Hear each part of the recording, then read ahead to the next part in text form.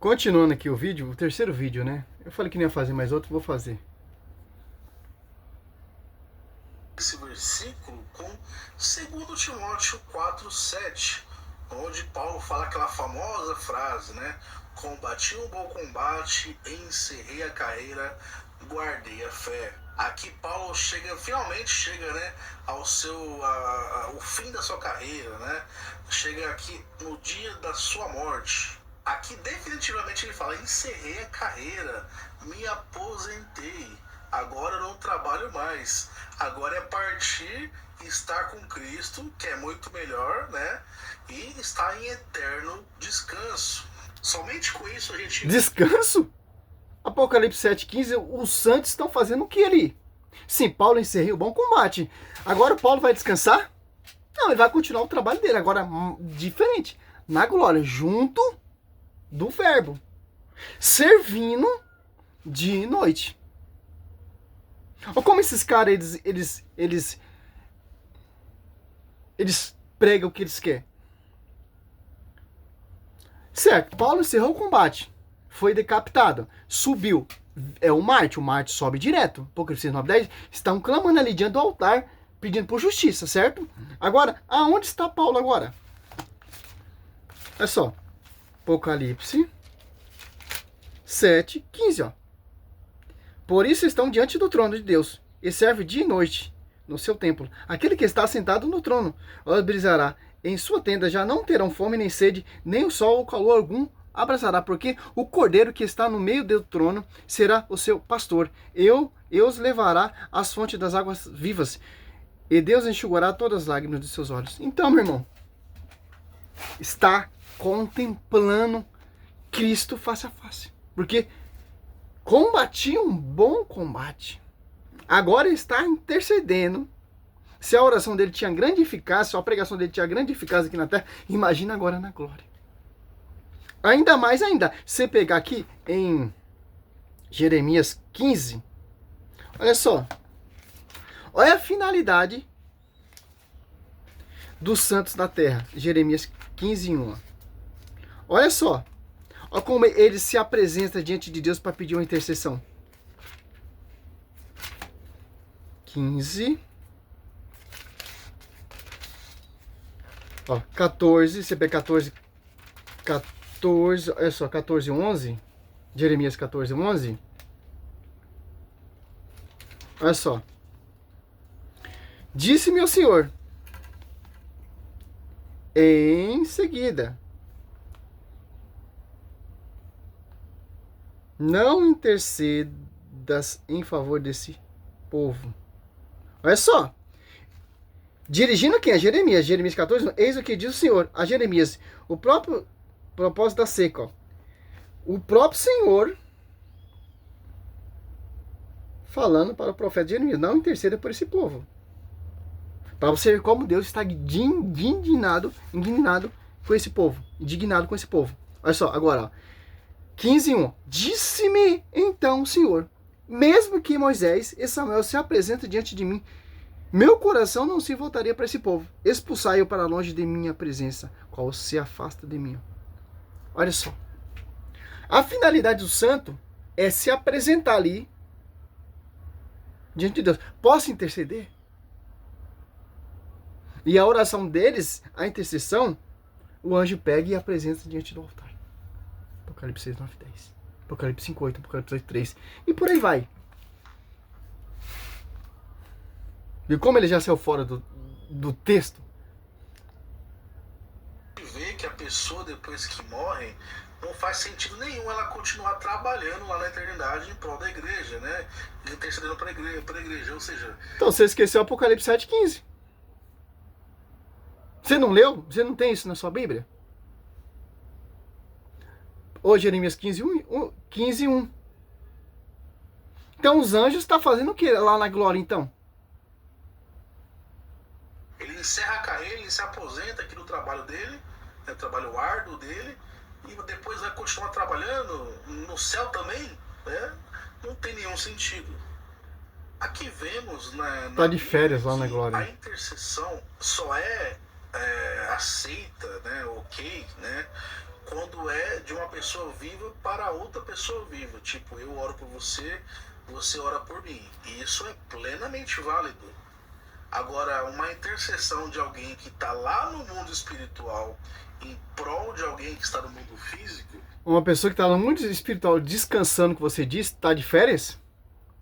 É simples, meu irmão. Se a oração do justo tem grande eficácia, João 9:31, imagina a oração dos justos que já estão ressurretos.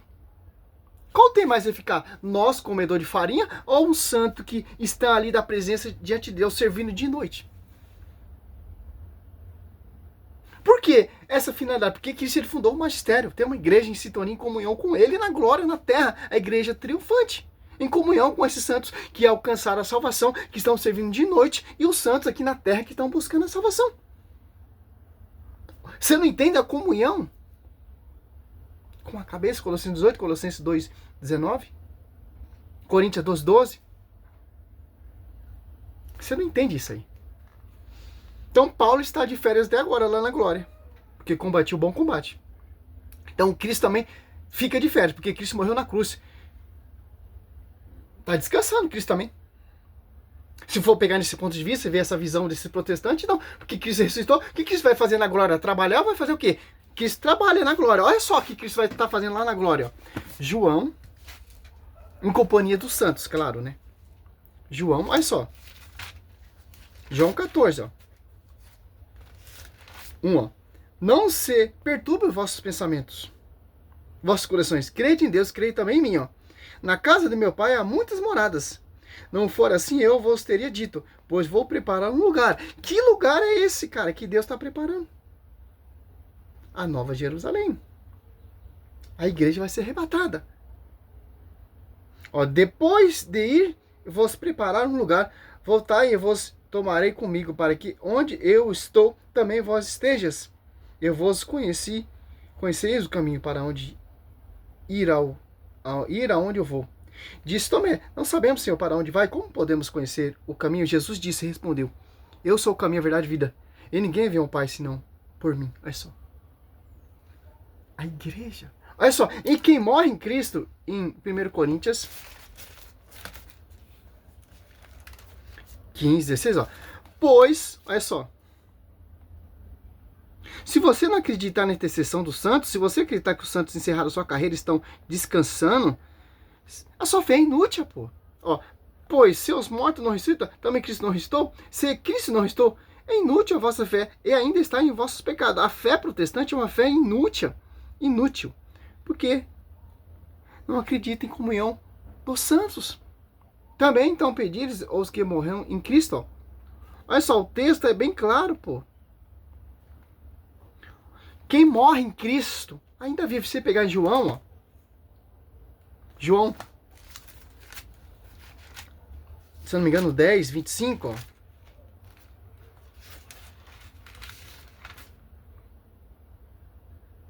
Disse Jesus, eu sou a ressurreição e a vida.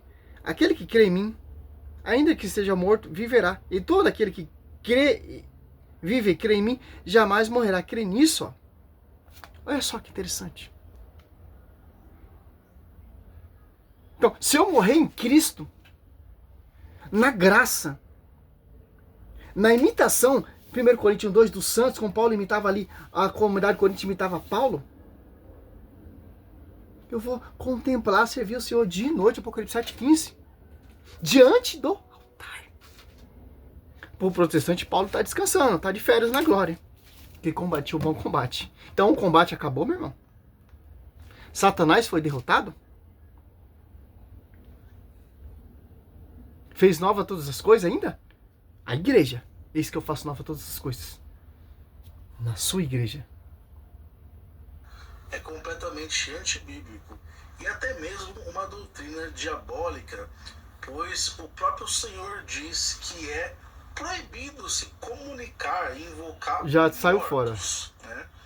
O católico vai dizer, mas eles não estão mortos. E disso nós sabemos. Invocar.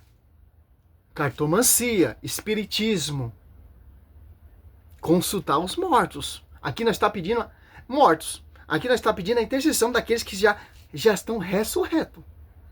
Que a gente tem certeza que foi conhecido pela igreja, Efésios 3:10, que está na glória. Que são essas nuvens de testemunhas, como o Padre Pio. Só você estudar a vida do Padre Pio.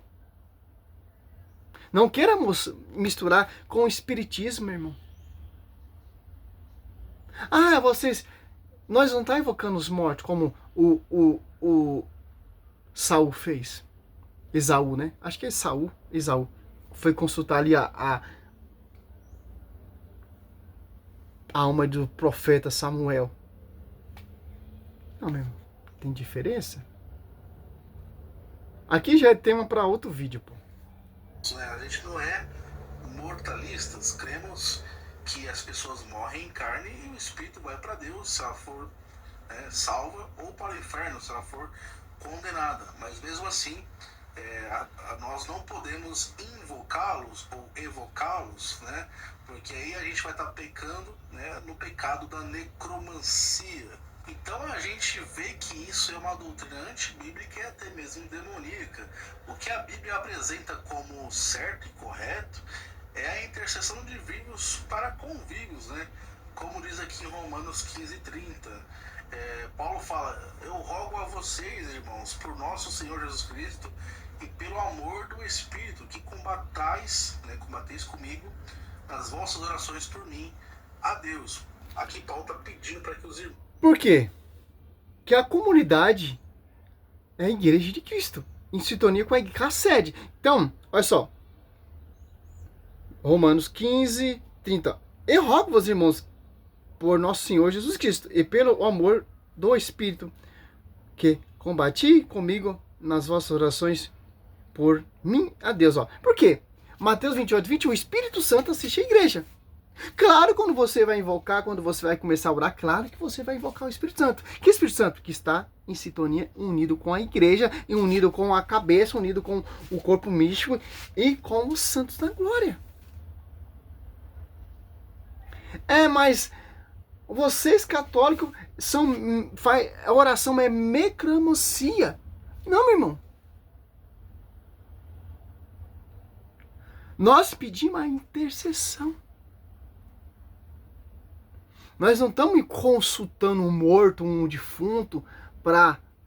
Não, nós estamos pedindo intercessão dos justos que chegaram à perfeição, que é reconhecido e canonizado pela igreja. Essa nuvem de testemunha. Como, por exemplo, Maria. Maria está descansando, como Paulo está descansando na glória, como você diz aí. Não, meu irmão. A finalidade dos santos é uma só. Interceder e clamar. E servir o Senhor diante do altar. Face a face. Aqui já é tema para outro vídeo. Essa é a resposta, já provamos que o próprio Jó intercedia pelos seus filhos. Jó 1:5.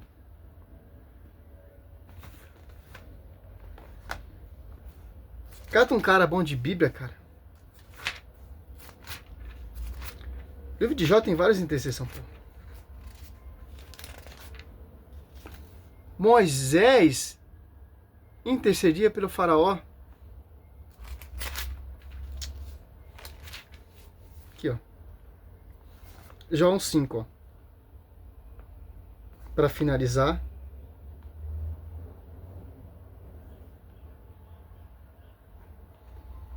Quando acabava a série dos dias de banquete, Jó mandava chamar seus filhos para purificá-los. E na manhã do dia seguinte oferecia holocausto por intenção de cada um deles, porque dizia ele: talvez meus filhos tenham pecado e amaldiçoado a Deus. No seu coração assim fazia Jó, sempre. Ó. Oferecia o quê? Sacrifício. Sufrável. Frágil. O que os santos intercedem? Por sacrifício salvífico de Cristo. Porque eles são os verdadeiros imitadores de Cristo. Salve Maria, sou missionário São Roberto. Essa é a resposta. E ponto final, pô. Você está equivocado. Essa teologia sua fã de quintal aí. Salve Maria, sou missionário São Roberto.